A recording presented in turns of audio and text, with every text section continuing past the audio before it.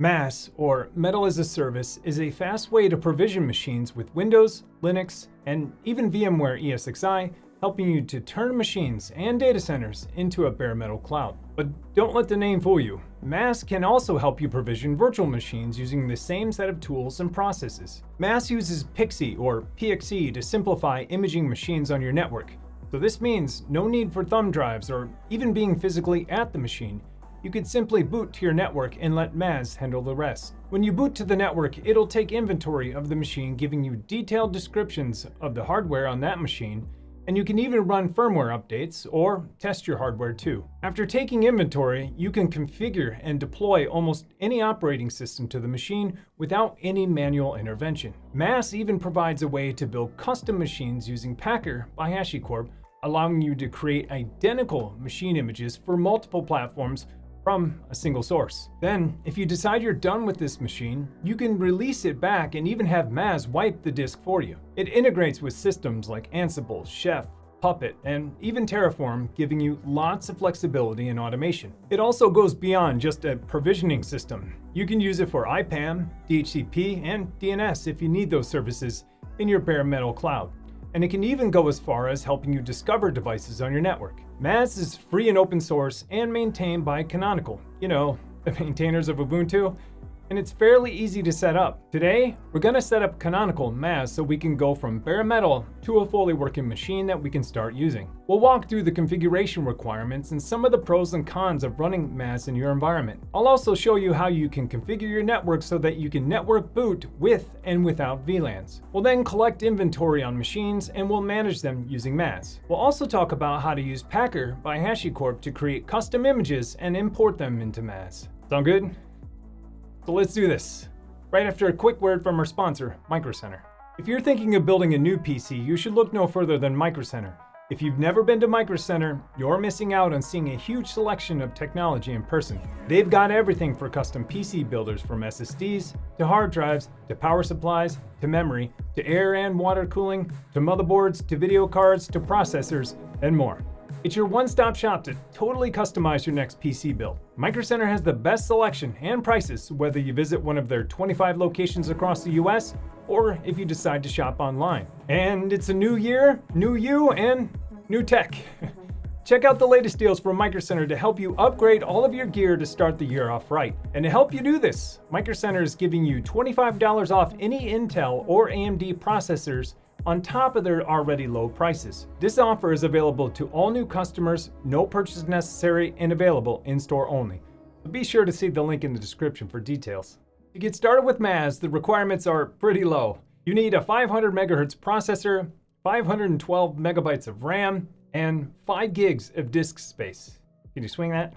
Jokes aside, you're gonna need at least a little bit more than that to get started, but it doesn't take much. So you can virtualize this or run it bare metal. It really doesn't matter. And if you look at my virtual machine, you can see that these are pretty low specs. I have 4 CPUs, 8 gigs of RAM, and 50 gigs of disk space. This will be plenty for this machine. Once you have your machine running, you'll want to remote into this machine. Once you get into your machine, you have a couple of choices on how you want to install MaaS.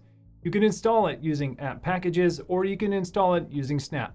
Now, traditionally, I use app packages, but I've had a lot of problems with MaaS and getting it installed that way, so I'm going to use Snap. So Canonical, if you're out there, please make your app packages work just like your Snap packages, please. Let's go the Snap route. Now, if you don't have snapd installed, you're gonna have to sudo apt install snapd and install it that way. Then once Snap is installed, we can run a sudo snap install -- channel 3.2 MaaS, and 3.2 is the current production version that's out there. I will say the Snap install is much quicker than installing via apt, but anyway. Next, we need to decide how we're gonna house the database that stores all the information in MaaS. Now, MaaS uses Postgres, which is an open source database. It's fantastic, but you can install this one of two ways. You can install Postgres on this machine, or you can install Postgres on another machine. For simplicity's sake, let's install Postgres on this machine, but just know that in a production environment, you would probably install it on a remote machine. And so Canonical provides a snap install of this test database that we can install on this machine. So let's install this. Once that's installed, we can execute this MaaS test database PostSQL. So let's execute that. And now we're inside of Postgres, and we just need to list our databases to make sure that the MaaS database is there. So we'll do a \L to list databases, hit enter, and we see right there, MaaS database, along with the Postgres database and a template database. I think those are some of the defaults, but we can see that our MaaS DB is here. So let's quit out of here. Next, let's initialize our database and initialize MaaS using this command right here. So we're gonna say sudo MaaS init rack plus region and use the database URI of MaaS test database. That's the one that we just bootstrapped on this local machine. Now, if you're gonna use Postgres on a remote machine, I'll leave the same command that you need to use for your external database. Looks just like this, but it's just gonna point to your database along with credentials inside. And that'll be in documentation, and you could find that in the link below. So let's initialize this. Now it's telling us what our MaaS URL is gonna be. So it's gonna be 192.168.60.180 on the port of 5420/MaaS. Fine with me. I'm just going to start all of our services, and it's all set up. Now we can configure additional things. One of them we'll need to, the other two we don't really need to do. But if you want to configure Canonical RBAC, you can use this config auth. I'm not going to use Canonical RBAC, but if you did, this is what you would run. So we're going to run sudo MaaS create admin to create our first admin account, or our only in my case. So I'm going to name mine server admin, going to give it a password, then we'll give it an email address. Then it's asking if we want to import SSH keys. Now this is really cool because you can import your SSH key, say from GitHub, and apply that to this server so that when you provision new machines, you can SSH in using this imported key. Don't worry if you don't have GitHub or don't want to use your public key from GitHub, you can copy and paste one later, but I'm going to use mine. So it's GH:, and then your GitHub username only. And then it should import. Okay, after we create our admin, now we can log into MaaS. So after going to the URL, we can now sign in. So we'll want to sign in with the account we created and our password. Then we sign in and welcome to MaaS. So we're doing really good here. So we need to set up a couple of things before we get started. First, you'll need to set up your DNS forwarder. Now, MaaS kind of expects to manage DHCP and DNS on this network that it's on. That's because this is for deploying bare metal clouds, typically on the edge. And so it would manage DHCP and DNS and all of that. But in a lab environment, I don't want to do that. I want to just have all DNS requests forward to my existing DNS. So that's what we're going to do. If you're not going to do that, just put in the DNS forwarder of your ISP or whatever you want, Google as they're recommending. But I'm going to send it to my own internal DNS. So mine is 192.168.60.10. and then a space for your second one, and it's 192.168.60.22. I didn't mention that we didn't send our region name. It defaults to MaaS. You can see it's suggesting US West. That would be the data center that it's in, but I'm just gonna call mine home. Next, we can set our Ubuntu archive. We're not gonna touch that. And then we can do the extras architectures. We're not gonna touch that either. And then if we want to go through a proxy server, I'm not. So let's save and continue. The next choice we have is which distributions of Ubuntu do we want to deploy to our machines. Now we can choose different versions. I'm going to choose 2204, the latest LTS, and then we can choose architectures too. So I'm going to choose AMD 64. I'll choose ARM 64 too for some of my Raspberry Pis. And if you scroll down a little bit more, you can see additional images too, like CentOS or CentOS 8 and 7. You could choose those if you like. I'm not going to. So let's update our selection. And once we update the selection, it's now going to synchronize those images down to our machine. Should start syncing here in a minute. Here it goes. So queued for download. It's going to download and synchronize these to the machine. And they'll update over time too, periodically, as they get new images. While that's synchronizing, we can see this warning about DHCP not being enabled on this VLAN. And it's telling me that will prevent machines from being able to PXE boot unless external DHCP is being used. Now, you're free to let MaaS manage this network's DHCP, but I already have a DHCP server, so I'm going to let my server do it. And we're going to have to make a couple of configuration options so that we can PXE boot from that network. I'm getting ahead of myself, so let's continue. So those are synchronized, then we'll continue. And it says, hey, MaaS has been successfully set up, so we're good. Then we get to SSH keys, and you can see my source is GitHub, at least for this lab machine. And I'm gonna use my GitHub username so that I can SSH into these machines using that SSH public key. But you can also choose other ones too, Launchpad, GitHub, or upload your own. So if you want to upload your own public key, the one that you're using right now, you can just go onto your own machine and cat out your public key and then copy and paste this into the screen right here. So I'm not going to do that. I don't want to import this key into here, but that's how you would do it if you want to import your public key on the machine that you're using. I'll use my GitHub one for testing. So now let's finish setup, and we'll land on network discovery. So MaaS has already discovered these machines on this subnet. Now I have these on a particular VLAN. That's because I don't want to do PXE boot across all of my network. I've limited it to this subnet only, or this VLAN only. Now it discovered these all passively just by listening to the network. So you can actually configure this and turn discovery on and off, and you can change how often it's going to actively go out and scan. So that's pretty cool, I think. So let's go into the subnet and make sure that DHCP is not turned on. And you can see here on subnets, this fabric, DHCP is not turned on. Then once we're in here, we could see that our VLAN is untagged. Now, if you're not using VLANs, there's nothing to do because none of your packets are tagged with VLANs. But I am using VLANs, and so I need to set this and say that, hey, for this network, they are tagged with this ID. So let's go in here to untagged, and I'm going to edit this, and I'm going to say this network is on VLAN 60. And then I can name this VLAN too. I actually call this one servers trusted. So now I'm saying this network is VLAN ID 60 for me, and I've named it servers trusted. Now here's DHCP right here. We can configure DHCP, and I'll show you this. So in DHCP, we can enable DHCP if we want and have MaaS provide DHCP. And we can choose a specific rack and controller if we wanted. This would be MaaS because this is the only rack and controller that we have. But if you were geographically or spanned across multiple data centers, you could route them back or have them forward those requests to a certain controller. I'm not going to do any of that. This is one machine, and I already have DHCP. So I'm actually going to uncheck this, which is the same state that it was in already, but I'm going to make sure that it's unchecked and click Configure DHCP. It's still complaining, but I already know, so I'm actually going to close this warning because I don't want to see it again because I've just handled it right there. So the next thing I need to do is actually reserve a range. And you're probably like, hey, why are you reserving a range of IPs? Didn't you just tell it you don't want DHCP? Yes. However, I still have to mimic the range that these IPs are going to fall into. So I think that's how it works. The documentation is a little bit light and a little bit confusing, but what I found was you have to actually reserve that same block of IPs here as well. So what I'm going to do is mimic the DHCP scope on my server. So this subnet, it's 192.168.60.100, and it ends at 200.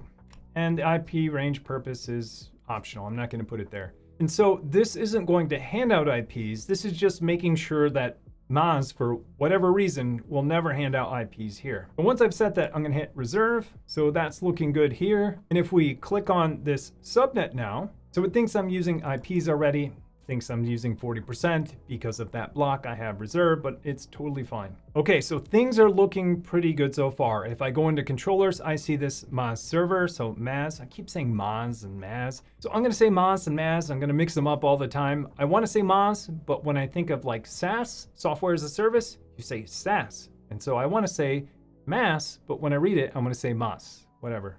MaaS, whatever. Even Canonical says it two different ways in their video, but whatever. Okay, so this is my controller. This is this machine. And you can see the services that are running. You can see DHCP is not running, which is a good thing because I'm going to use my DHCP server. So now it's time to configure one more thing. This took me a little bit to figure out. So on my DHCP server, I have to tell that scope, hey, when you get a network boot, this is where you go for your image or your pre-boot environment. This took me a while to figure out because there's little to no documentation on this, but you'll want to go into your DHCP server and you want to tell it where your MaaS server is and when it boots, what path to the image to use for the pre-boot environment. It's a lot of words, I know, but let me show you. So you want to find an option in your DHCP server that kind of looks like this. DHCP Network Boot. It's going to mention PXE in this tooltip right here. So I enabled it and I'm saying, hey, when you boot, this is the IP address that you should look for, and this is the file name you should request. So I'm saying go to this MaaS server 192.168.60.80 and ask for this file name, which is PXE Linux 0. And so this is the pre-boot environment, so it can boot up and do some tests and collect inventory and shut back down. And it's the same pre-boot environment that will boot up and image the machine too. Now, this might be different in your DHCP server. I guarantee it is, unless you're using a UniFi device. But the keywords to look for are DHCP Network Boot and PXE. And if you know how to find these in pfSense, let everyone else know in the comments below. So let's apply this change really quick. And now that that's set, all we need to do now is boot a machine to the network. Okay, so I'm going to use this old Intel NUC right here, perfect for running Linux. And I have a keyboard and stuff plugged in, and it's connected to my network switch back there, and it's on the same VLAN, so that's all important. This machine is powered off. It's on my VLAN 60, the same network with the same subnet. And now I need to network boot this device. So on a network boot, this is really going to be up to your individual device, but a lot of them have a hotkey like F12 or F2 or F8 to choose your boot device. On this one, it's F12. So I'm gonna power this on and I'm gonna smash F12, and we should see this boot up, goes into a network boot. Now it's establishing a connection. Now it's asking DHCP for an IP address and where to go. And now it got one.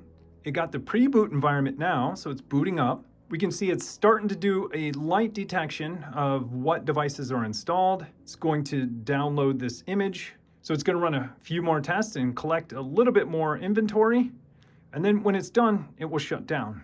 So now if we look at our machines, we can see that this machine is commissioning. Now there are a couple of stages to this, and commissioning to me sounds a little bit odd. But what it's doing is it's doing a light discovery on this machine, and we can do a more in-depth one here in a second. So let's let this commission for a little bit. So it's done commissioning, and we can see some details about this machine. This is pretty cool. So it's a new machine, so it's new to MaaS. It has 4 cores, 1.3 gigahertz, Intel Core i5, and 120 gigs of disk space. But here, this is really cool. We can actually run a memory test. We can run a storage test. We can wipe this machine if we want. It's collected a little bit of information about this, but we want to collect some more information about this. So to collect more information about it, now we need to commission this machine, which is kind of odd because it said it was commissioning, but now we want to for real commission this machine. So let's for real commission this machine now. And here we have some additional options: allow SSH access and prevent machine from powering off. Pretty cool, but we do want it to power off when it's done. Skip configuring supported BMC controllers with MaaS generated username and password. We're not going to choose that. Retain network configuration. I'm not going to choose that either. I'll let it be dynamic. Then we can choose our commissioning scripts. So it's going to run all of these scripts to discover more information about this machine. And then it's going to run some additional testing scripts. So this looks like smartctl. It's going to test the hard drive. We can also tell it to retain storage configuration. I'm not going to check that. We could also tell it to update firmware if we want, which is pretty cool. I don't think I have the scripts in place to update firmware, but updating firmware in Linux is actually a lot easier than I thought it would ever be. Maybe I'll do a video on how to do that later. But you can update the firmware from here. And then we can configure the HBA if it has one. I'm not going to check that. But if you wanted to, you could. Oh, and here's something else we need to do: unconfigured power type. Forget this every time. So we need to set the power type for this device. So let's go down to here to configuration, and then let's choose the power configuration. So this is saying this node does not have a power type set in MaaS and will be unable to control it. Update the power information below. So let's edit the power information. This is pretty cool. So MaaS knows how to configure all of these devices out of the box. Say you wanted to configure an Eaton PDU or Facebook's Wedge, or a Linux AMT machine. This doesn't have AMT because it doesn't have vPro, but you could. An LXD system, so a virtual system too, or even Proxmox if you wanted. This is pretty cool. So you could set the power type as Proxmox. It will know then how to communicate with that virtual machine and power it on. So if we put in our Proxmox host name, username and password or an API key and token and secret and node ID, it would actually power this on as if it's sending a wake on LAN command, but it's really going through the Proxmox API and powering it on. So that's pretty cool. And then you could see VMware too. It knows how to communicate with VMware if you have that set up. So really awesome, really awesome. But out of all of these, we're just gonna choose manual. And manual's kind of the fail-safe for anything, just saying, hey, we don't know how to power this machine on. We're just going to press the power button and then boot to network. But that press to power button doesn't have to be physically pressing that power button. It could be sending a wake on LAN packet, where we send a wake on LAN packet or a magic packet to that device and wake that machine up. And then on that machine, what you can do in the BIOS to say, hey, if I ever receive a magic packet or a wake on LAN packet, boot to network right away. And that's typically what I do. If a machine gets woken up by a magic packet, I want it to boot to network because I know most of the time, yeah, it's me. Every time, it's me who sent that packet, trying to do something to it. So I want it to boot to network. Okay, so let's save this change and we'll say a manual power type, totally fine. And let's go to start commissioning the machine for real this time. Okay, so back at this machine, let's power this guy on and we're gonna smash F12. So it boots to network, You see the 180, so it's going out to the MaaS server. So this is gonna do most of the stuff that it did before, except for it's gonna do some additional tests too. And then it will shut down when it's ready. So after this is done, we'll go and check it out in MaaS. And while it's going, we can go into the commissioning section and see what it's actually doing. We can see that it's running this test right here. It's running MaaS capture LLDPD, and it's gonna run through all of these that it ran before. But we can also see on test. So this is the additional test that we said to run, and it's gonna run the smartctl validate. So it's actually running right now and it passed. So we can see the details of this, and here it is running the smartctl test on that hard drive to make sure it's okay. This is really cool too, because now we get a device model and serial number from this too. So I can get the serial number from these devices. So if I go into PCI devices, I can see all the devices here. I could even see USB devices if there were some plugged in. It looks like one, but that looks like the Intel generic hub for USB. But if I had a USB device plugged in that it recognized outside of just a generic keyboard, it would probably mention it there, especially hard drives or something like that. But we can see our PCI devices, we can see our network devices that it discovered, and we can also see our storage devices that it discovered too, which is right here. We go back into here. So pretty cool. I have the firmware that it's using along with the serial number. So awesome. So we took inventory of this machine, and now we're ready to deploy an image to this machine. You can see that MaaS has a lot of features. So now let's deploy to this machine. So let's deploy. So in our deployment, we have choices. So in our deploy, we can choose Ubuntu. That's because we didn't ask for any additional custom images and we haven't created one yet, which we'll do here in a little bit. And then we could choose our release. I'm gonna choose 2204. That's the current LTS. You can set a kernel minimum. I'm not gonna touch that. And then you can customize some additional options. This is really cool because right from here, you can add additional Cloud Init user data. So if you use Cloud Init, you can bootstrap these machines with additional components, additional configuration, network, SSH keys, all of that. And all you would do is paste or upload your Cloud Init script into here and it would apply it to that. So pretty cool. I do wish they had a way to templatize this or give me a GUI to do it and save it for later so I can apply Cloud Init to different machines or save this configuration, but copy and paste is good enough for now. So I can tell it to go out and periodically sync hardware if I want, so it would collect inventory and report it back in. I'm not gonna do it. I can see how that would be useful, but there's a lot of other tools that do that too. But if this is going to manage all of your bare metal machines, maybe this is the right place for it. So anyways, we can change lots of stuff about this machine, but let's just go ahead and deploy Ubuntu to this machine. And let's go into logs so we can see what's going on. So this machine is just waiting. Let's go into the installation output. No installations found. So this machine's just waiting, so we need to boot it one more time. Okay, back to turning this on, back to smashing F12, booting up.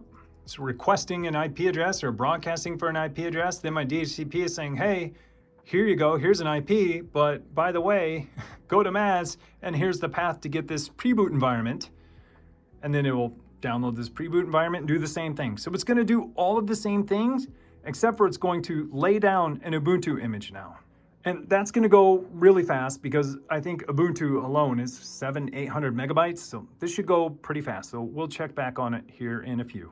Okay, it looks like it might have finished up and this might be the first boot. It looks like it is. So it's booting up, got network, it's configuring the SSH key for the first time.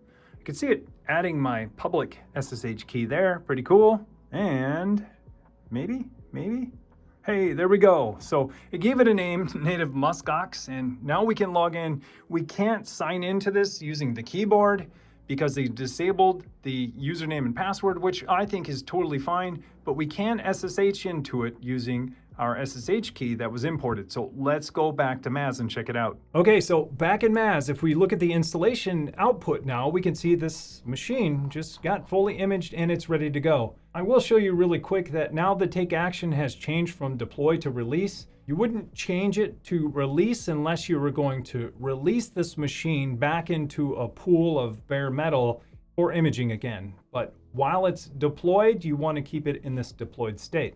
So pretty cool. Everything's installed. Logs look good. It was imaged. It's running Ubuntu, we saw. Now it did give it that same name that's right here, native muskox. We could change that. We could have changed that ahead of time, but I kind of like it. It's pretty cool, but you know, a randomly generated name from Ubuntu. But it gave it that same name and you can change the host name later if you like. Now we should be able to SSH into this machine using that public key that we already have or that we imported. So back on my machine, I should be able to remote into this machine, and I'm going to using SSH Ubuntu at the IP address of that machine, and that's what we saw on the dashboard. So let's set that.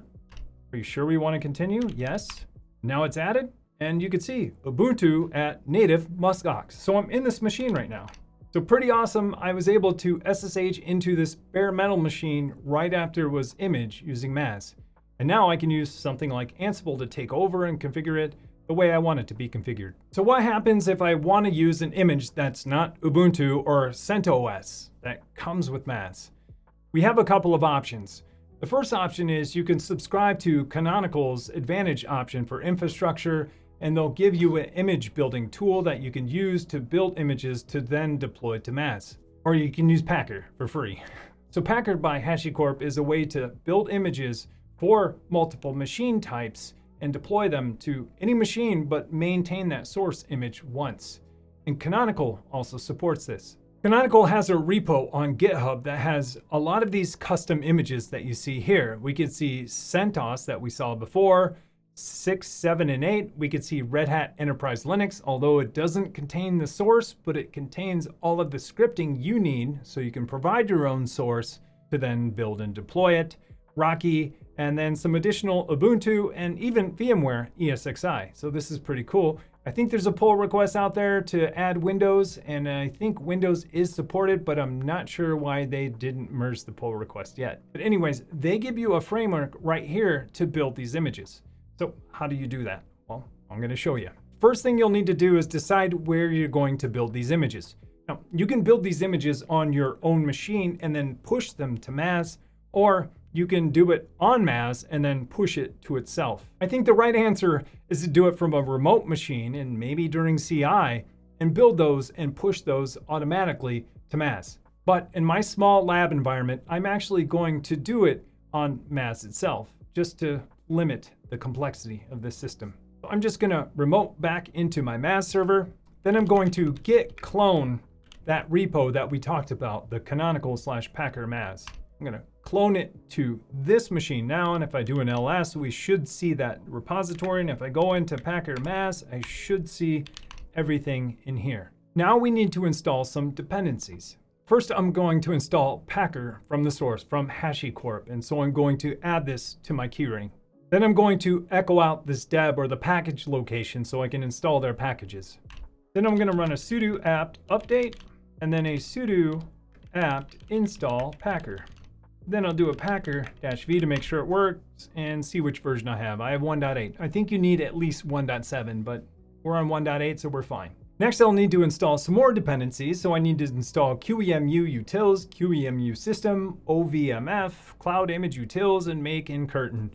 So I'll install all of those. Once all of that's installed, we can build our image locally and then push it to MaaS. So really quick, back on my machine, I open up this repository so we can see the code that's inside. As I mentioned, we'll see the different images that we can build. And inside of each of these images, you'll see a README file that actually tells you how to build these. Most of these build the same exact way, but they have instructions just in case you need to refer to it. A word of caution, I've noticed that some of these are out of date, don't work, you name it. I've opened a pull request on one of the repos to fix the Rocky one, but your mileage may vary. But for example, let's say we wanted to build a custom image for Ubuntu. We wanted to do something different than Canonical's already doing. We could look at this README MD and see what we need to build this package. So back in our build environment, on the server for us, let's actually cd into this Ubuntu directory. Let's do an ls. So the first thing you'll want to run in any of these is a sudo packer init. So we're going to initialize packer and then pass it in the HCL, which is Hashicorp language file. So it's their language they use across all of their products. So we need to initialize this so this will install additional plugins and do anything else it needs to do for packer. And if we look at that file right here, we can see it's doing some variables, some configuration, setting a source, telling it where to get these images and everything like that. So once we initialize this, it's initialized, then we can build this machine. So again, you'll want to look at the README for each one, but the build is pretty straightforward. Now you can run a make command on most of them, and that will run the default build command. But some of these have additional options, so you might not want to run make. But if we look at this make file, we can see that we have a couple of options that we can run.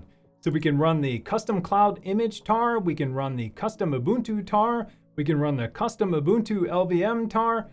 So this one has some additional options that we can choose. So if we run a make on this Rocky 9, it's just going to run this, which is running packer. It's going to run sudo packer init. It's going to init that HCL, which I guess I'm doing manually, and then it's going to run packer and log out to 1 and then build this HCL.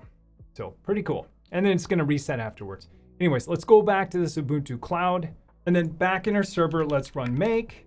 So let's make this, and now it's going to run that make file and it's going to build this.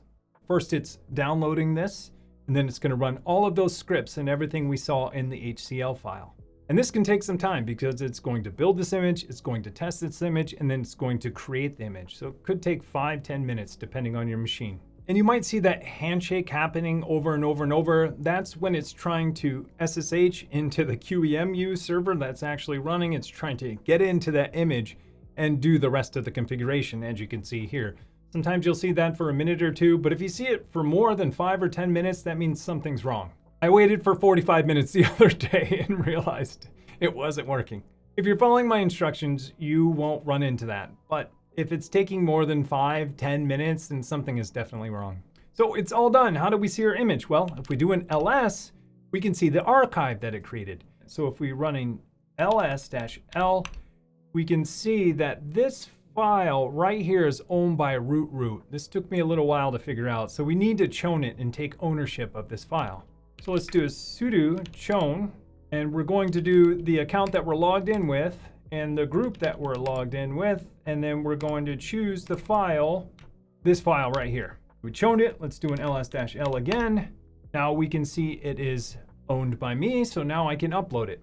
Cool. So how do we upload it? So this is going to be the same whether you're uploading it on the server itself to the server or you're doing it remotely.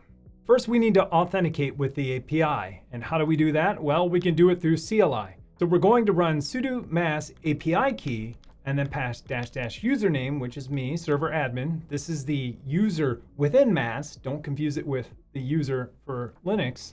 And then we're going to pipe that out to our home directory in a file called API key. This is so I can echo it out there and not show it to anyone, and we can use it later on. So let's run that.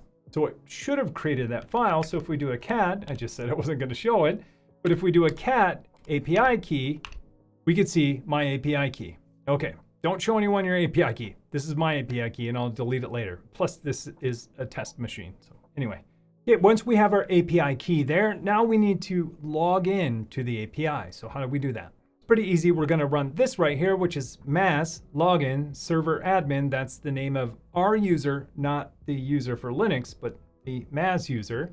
Then we're going to give it the URL. Right now I'm on the server, so I'm saying it's localhost 5240 and then /API/2.0.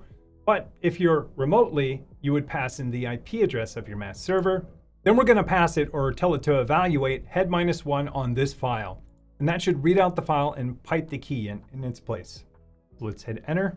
Okay, so now we're logged into the MaaS server. Now we can do what we want to do, which is upload this or create this image. To upload or create, we're going to run this MaaS server admin. Again, that's a MaaS user, not a Linux user. We're saying the boot resources. We're calling that command with a create. And then we're passing in a name of custom cloud img tgz. Doesn't really matter. That's for us. Giving it a title of Ubuntu custom tgz. So this is our custom image. We could call this whatever we want, but we said that it's a cloud image just to distinguish between non-cloud images. Then we'll set our architecture to AMD 64 generic. That's what we just used. And then the file type is tgz, and then setting the content at, and then we're going to use this file on disk. So we should be able to hit enter and start uploading it. If you hit enter and it doesn't do anything right away, that means it's working. There's no progress on this, or is there? There's actually no progress on the CLI, but let's go back to MaaS and see what it's doing. So if we go into MaaS and go into images and we go all the way down, oh, it already synchronized.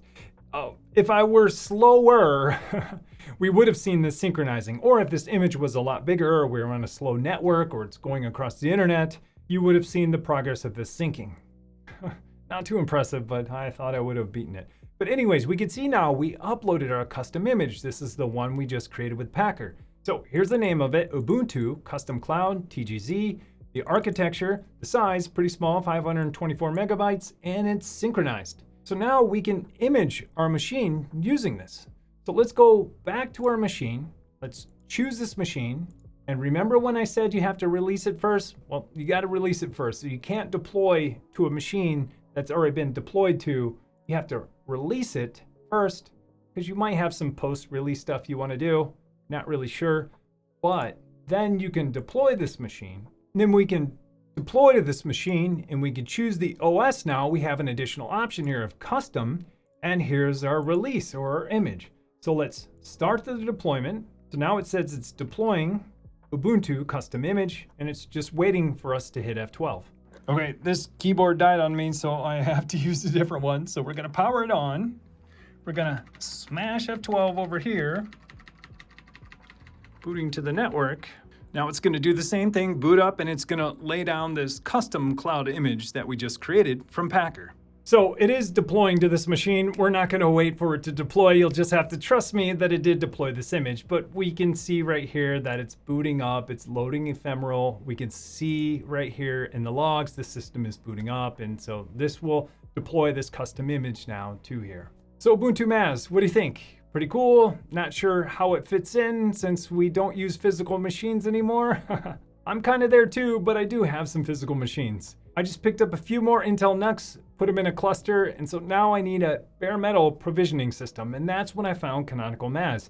And it actually is surprisingly nice for what it does. I will say though that it is a little bit challenging to build custom images. I do wish that they let you use their image creation tool without paying for a subscription. I mean, I'm just one person in a home lab, and so I just had to figure it out with Packer. And speaking of that, I wish the Packer images were a little bit more maintained. My first 4 attempts on Packer images last night failed to where I had to open up a pull request on some of those, not even knowing anything about Packer or how things work. But I will say though that this seems to be a great product, especially that it's open source and free. And although this space has been shrinking over the last couple of years because of people using virtualization or the cloud, I feel like it's time to make a comeback because a lot of people now are deploying Kubernetes to bare metal. And I think that's where Canonical is going with this. Canonical has a suite of tools to help you deploy a bare metal Kubernetes cluster using MaaS and some of the other tools. And I also heard that there's a Terraform provider for this too that I haven't explored yet, but I'd like to look at because I would like to treat my infrastructure as code. Don't get me wrong, this UI is fantastic for what it does, but I'm not a huge fan of clicking buttons and letting this system determine my state. I'd rather determine my state in code and then deploy that state to my environment. So I've learned a ton over the last couple of days with MaaS, and I hope you learned something too. And remember, if you found anything in this video helpful, don't forget to like and subscribe. Thanks for watching. So that looks like 150. Oh my gosh. Oh man, you guys, this is way too much. This isn't just my dad saying it's way too much because he doesn't want to, accept gifts. This is like way too much.